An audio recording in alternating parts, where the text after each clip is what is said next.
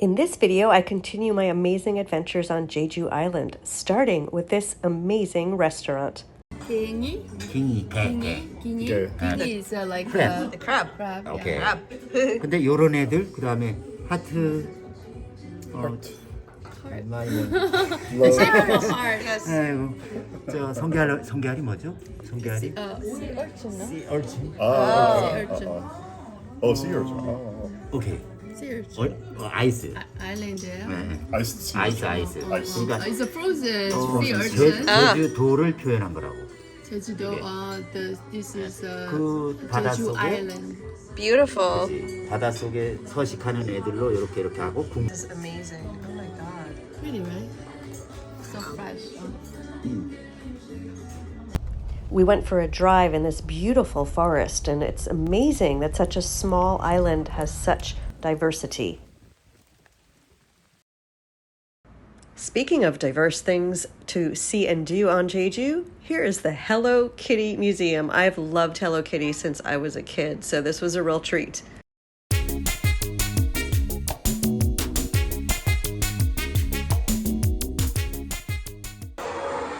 The entire history of Hello Kitty.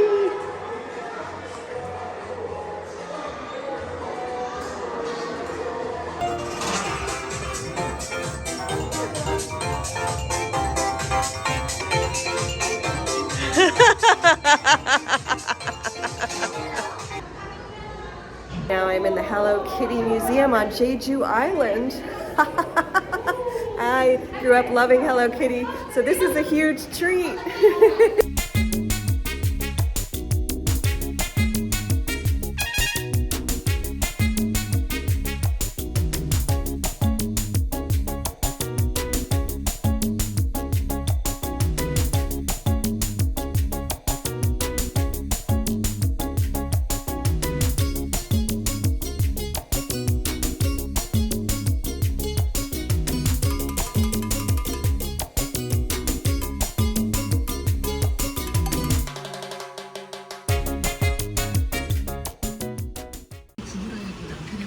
And now we're off to the main food market in Seogwipo.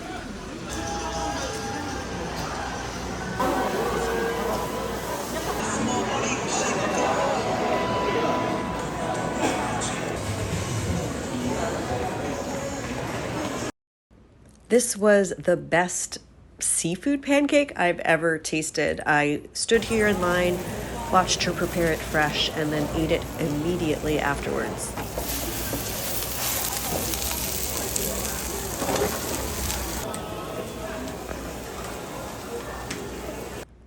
This cracked me up, and I think we need one of these videos for transportation in the US. It teaches you manners on how to behave on the bus.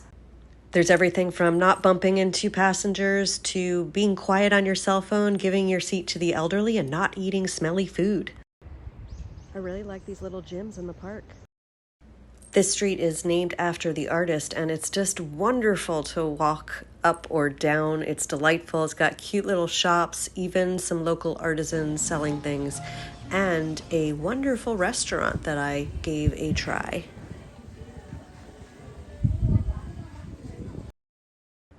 One thing that takes getting used to is figuring out where the napkins are, but especially where's the cutlery? Here it's in a box, but oftentimes it was in a drawer underneath the table I was sitting at.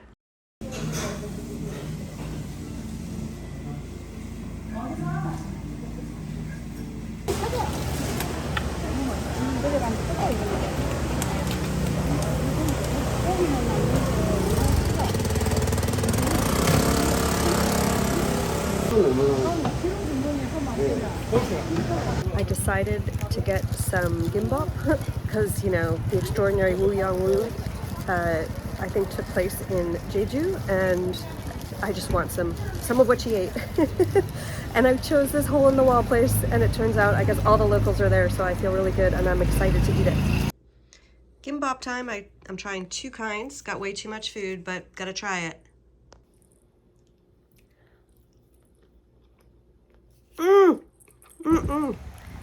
Have to wear a mask today because it's a high sand particle blowing day.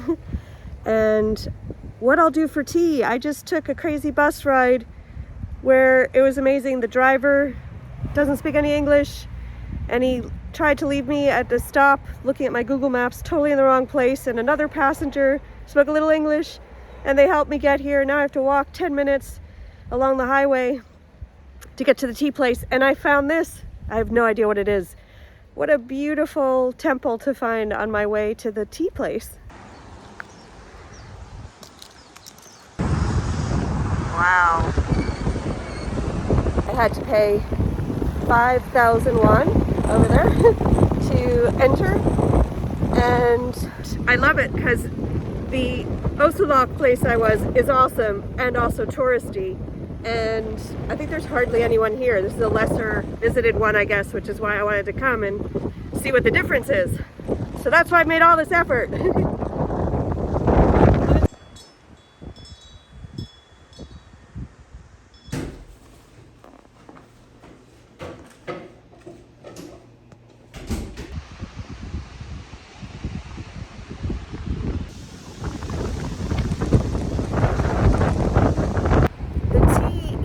Might not have the same bouquet and fullness of Osulok, but it was lovely, and they give you these two mandarin pieces that they've like sort of must have sauteed or something, and it was just delicious. And the grounds here are stunning, and I love that though there were a few people here, there are very few people that are here, so it feels like you could just spend a really relaxing hour or so just walking the grounds and taking in this beautiful scenery.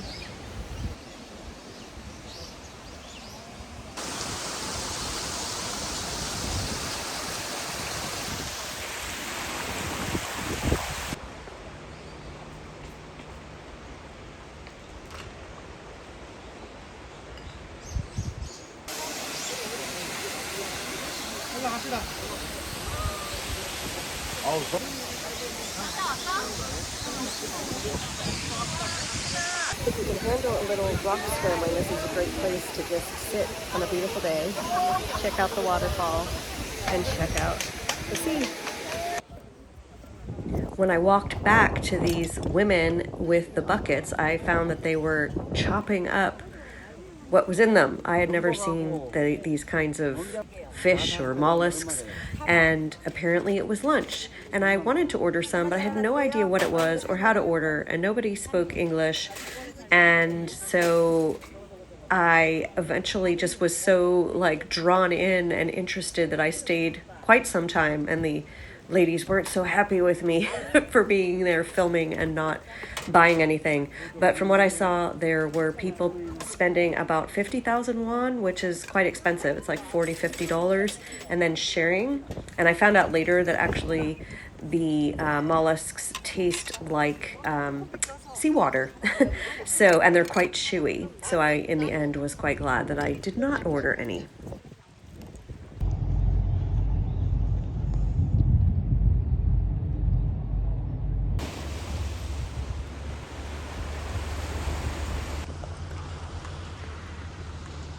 I'm now at the bridge here, Seogwipo Bridge.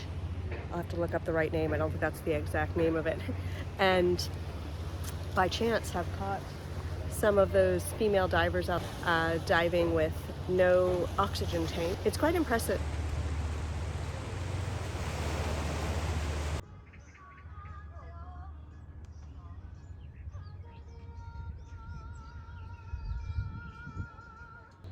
So it's called Saesom Bridge, or I'm sure I'm not pronouncing that correctly, but I am now on Saesom Island, which is a very tiny little island and quite beautiful. Another beautiful view, and I've just met a man and his Malamet dog, and I got to pet him. He was very cute, 3 years old. This is my last full day on Jeju Island for this trip. I have really enjoyed it, and I was thinking actually of changing my plans and staying a little longer, but it looks like the weather will be changing. So since I don't have a car, and since walking in rain won't be terribly fun, I'm going to stick to my plans and head to Busan next. Do we think frogs? If you do the walk around the island after the Saesom bridge, it loops. It's really cool. You can just walk all around in one giant circle and get right back to where you started. I think Jeju brings out the best in people. I keep meeting people here that say hello to me and want to know where I'm from. I just met a bunch of people, two bunches of people from Seoul.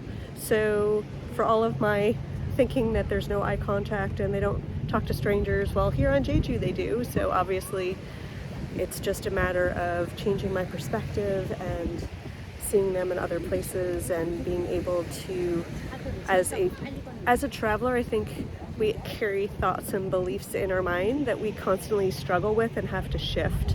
So I'm trying to shift my thinking on the no eye contact and the no curiosity to there's plenty of eye contact and plenty of curiosity, and I'm certainly finding it here, which is lovely. A word on bathrooms. Generally in Korea, but here in Jeju for sure, you find them in the most unexpected places. They're usually not in restaurants and cafes, but they're like everywhere outside. In South Korea, you need a code and find the bathroom somewhere nearby, and here they're just like everywhere.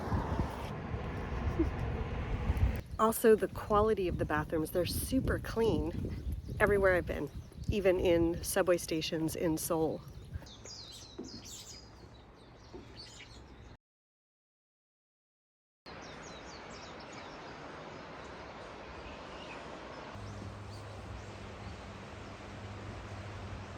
I don't pre-plan where I go before going to a place. So one thing I do as a tip, I was in a local bus going to a tea plantation the other day, and on the way back we passed by this view that I thought was stunning.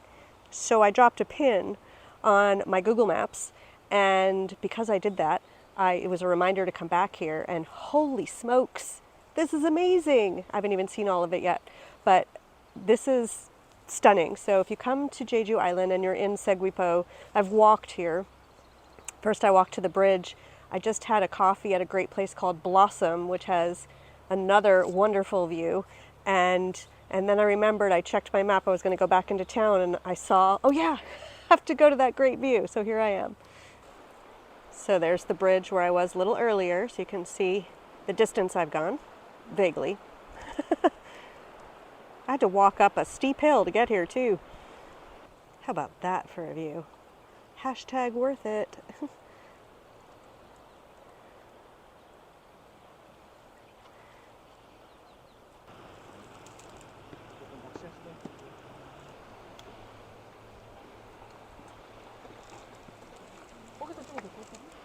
Can't believe I almost forgot about coming back here. This is stunning. Wow. I saw pictures of it, and the pictures were accurate, except being here is even better. That is just stunning. Wow.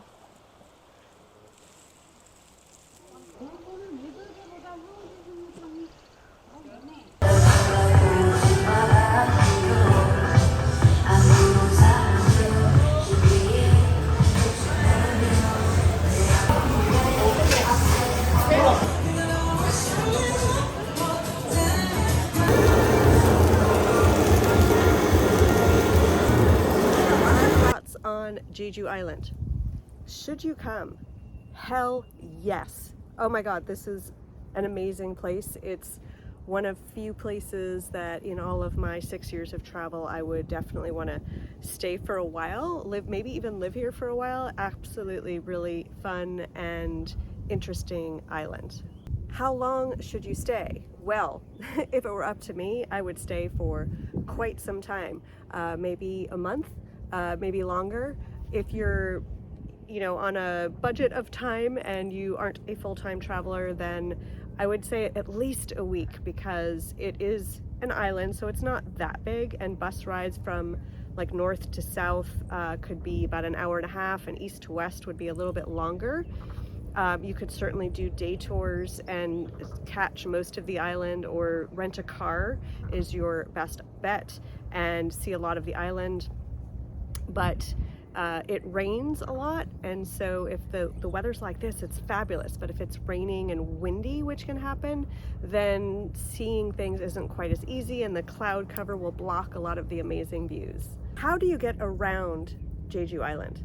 So I knew coming into Jeju that the best way to do that is to rent a car. However, I didn't get my international driver's license before coming. So if you do want to rent a car, make sure you get an international driver's license in your home country before coming to Jeju Island.